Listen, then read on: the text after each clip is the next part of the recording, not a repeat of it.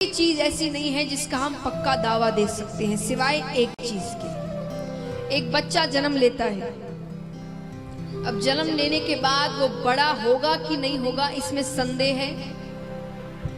बताइए, ध्यान से सुने प्रश्न। संदेह यानी डाउट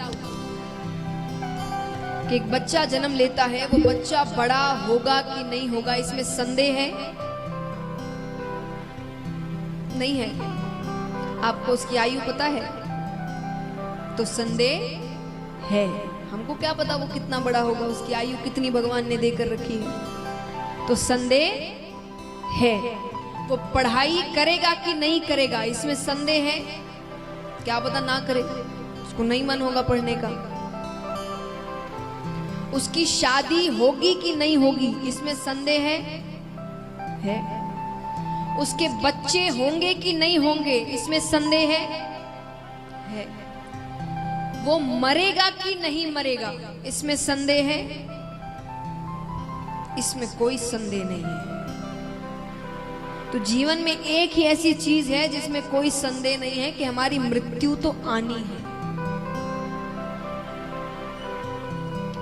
एक बार एक साधारण सा व्यक्ति एक संत के पास जाते हैं। संत से जाकर कहते हैं कि आप ऐसे दिन भर भगवान में कैसे लग जाते हैं, मुझे तो समझ नहीं आया। मैं तो 10 मिनट भी नहीं बैठ सकता। ना आप किसी से झगड़ा करते हैं, दिन भर अच्छे कार्य करना, दिन भर भगवान में लगे रहना, ये कैसे कर लेते हैं आप? मुझसे बिल्कुल नहीं होता, मुझे इसका रहस्य बताइए। संत ने विचार किया, मुझे पता है इसने पता नहीं कितनों से ये प्रश्न किया होगा, सबने कोई ना कोई तरीका बताया होगा और 1-2 दिन करके उसने वो तरीका छोड़ दिया होगा। तो बताने की बजाय इसे थोड़ा कुछ कर कर दिखाते।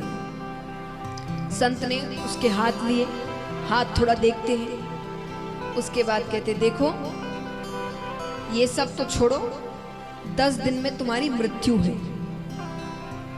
10 दिन में तुम्हारी मृत्यु है। अब 10 दिन में तुमको क्या करना है, किससे माफी मांगनी है, क्या झगड़ा हुआ है, क्या करना है, 10 दिन में कैसे जाना चाहते हो ये तुम देख लो। अब मृत्यु का नाम सुनते ही तो ऐसा भगवान में लगता है। दिन भर भगवान की पूजा पाठ हो रही है, जिससे झगड़े किए उनसे माफी मांगी जा रही है, सब बच्चों के नाम पर कुछ लिख रहे हैं, बच्चों को बुला रहे हैं, अच्छी बातें हो रही है, परिवार से मिल रहा है, रिश्तेदारों से मिल रहा है। 10वें दिन से 11वां दिन, 12वां दिन, 13वां दिन, 13 दिन हो गए, मृत्यु नहीं आई। अब वो संत के पास जाते हैं कि आपने तो कहा था 10 दिन में मृत्यु हो जाएगी। तो बोले तुमने 10 दिन क्या किया? बोले मैंने खूब पूजा पाठ की, मैं अपने परिवार से मिला, रिश्तेदार से मिला, जो गलतियां की थी उनसे माफी भी मांग ली, किसी और ने गलती की थी तो बातें कर कर सुलझा लिया। बोले क्यों, तुम्हारा तो मन नहीं लगता था भगवान में? बोले वो जब बाकी कार्य रहते हैं दिमाग में पता है तब, अब जब पता है 10 दिन में भगवान के ही धाम जाना है तो किसकी, सबका ही मन लगेगा भगवान में। तो मुझे पता था मेरी मृत्यु कब आने वाली है, मुझे मेरी मृत्यु याद थी। संत ने कहा यही रहस्य है, मुझे मेरी मृत्यु याद रहती है, मुझे पता है कि किसी भी वक्त कुछ भी हो सकता है। यहां बैठे किसी को नहीं पता कि अगले पल क्या होगा। हम जीवन भर प्लानिंग करते रह जाते हैं, इतनी उम्र में पढ़ाई, इतनी उम्र में शादी, इतनी उम्र में बच्चे, फिर बच्चों की शादी, फिर रिटायर हो गए, फिर चारों धाम की यात्रा। और आपका पता है कि इतने साल आप जिएंगे? किसी को नहीं पता। हम भगवान की पूजा, पुण्य, अच्छे कार्य ये सब बुढ़ापे के लिए रखते हैं। कईयों से मैंने सुना है, कई युवाओं से या ज्यादा उम्र जिनकी नहीं हुई है, अभी अभी शादी हुई है, कुछ ही वर्ष हुए हैं, कई हमें कहते हैं, कई बार मिलाया जाता है कि भाई ये कथा करते हैं, आप जानते हैं? बोले हम नहीं जानते। क्यों नहीं जानते? बोले हम ये सब देखते नहीं, ये उम्र है क्या कथा सुनने की? जब उम्र आएगी तब सुनेंगे। पक्का है वो उम्र आएगी? नहीं आई तो ऊपर भगवान के पास जाएंगे, भगवान कहेंगे कौन कौन से अच्छे कर्म किए? आप कहेंगे आपने करने ही नहीं दिए, हमने तो वो कर्म बुढ़ापे के लिए सोचे थे। तो ये सोचकर जीवन मत जिए। ये याद रखे कि मृत्यु कब आएगी किसी को नहीं पता। तो ऐसे कर्म करो। मैं सिर्फ यही नहीं कह रही कि पूजा करने से आप पूजा नहीं कर पा रहे हैं, अच्छे कर्म करो, वही पूजा है। किसी की सहायता करो। हमारे सामने गलत कार्य होते रहते हैं, कोई रो रहा है, कोई दुखी, हमें कोई लेना देना नहीं, हमें क्या। और फिर हम पर कोई संकट आता है तो हम ये इंतजार, हमारी आंखें देख रही होती है कोई तो मदद कर दे, पर उस वक्त वो व्यक्ति भी यही सोच रहा होता है कि हमें क्या, क्योंकि जैसे कर्म करते वैसा फल तो मिलता है। तो सूत जी कहते हैं कि काल सबको अपना भोजन बनाते हुए आ रहा है, सबकी मृत्यु निश्चित है। तो इस छोटी सी आयु में अगर भगवान से प्रेम करना है, भगवान से जुड़ना है, तो श्रीमद् भागवत कथा आपको भगवान से जुड़ाती है, उनसे प्रेम करवाती है। अगर आप ध्यान से सुने तो भगवान के स्वभाव को समझिए कि भगवान ने भक्तों के लिए क्या नहीं किया है। आज हम अपने रिश्तेदारों के घर में भी ज्यादा काम करने से कतराते हैं। ज्यादा काम करने को ही कह दिया जाए तो हमें गुस्सा आ जाता है। लेकिन भगवान ने नरसिंह जी के लिए गांठड़ियां उठाई है खुद ने, उनके सेवकों की कमी है, और वो उठाकर क्या होगा, नरसिंह जी कौन सा उनका भला कर देंगे कुछ,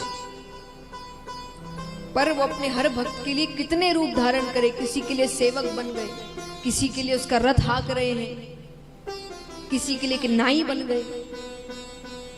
तो ये भगवान का स्वभाव है। जब स्वभाव समझते हैं तब प्रेम होता है। सूत जी कहते हैं ये कथा आपको भगवान से प्रेम करवाती है कि जो तुलसी की माला पहनते हैं और तिलक लगाते हैं कि काष्ठ कंठी मृग तिल की पाखंडी ना संशय।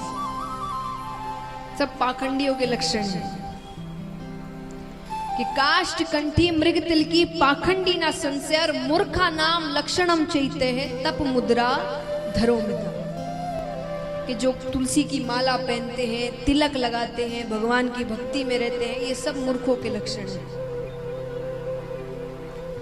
तुलसी की माला का महत्व भगवान कौन नहीं जानता। यहां कितने भक्त हैं जिन्होंने कोहिनूर हीरा देखा है? एक ने देखा और किसी ने देखा, लेकिन सबको पता है कोहिनूर हीरे के बारे में। उस कोहिनूर हीरे का पूरा हार बनवा लो, पहन लो, फिर भी कल्याण होगा कि नहीं किसी को नहीं पता।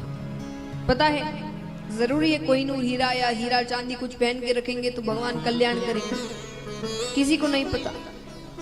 लेकिन अगर अंत समय में तुलसी का एक भी दल मुख में हुआ, तुलसी की माला पहनी होगी, उसका महत्व जानते होंगे, तो नरक तो नहीं जाओगे, इस बात की गारंटी लेती हूं। तुलसी जी की महिमा है। भगवान तुलसी जी के बिना भोग ग्रहण नहीं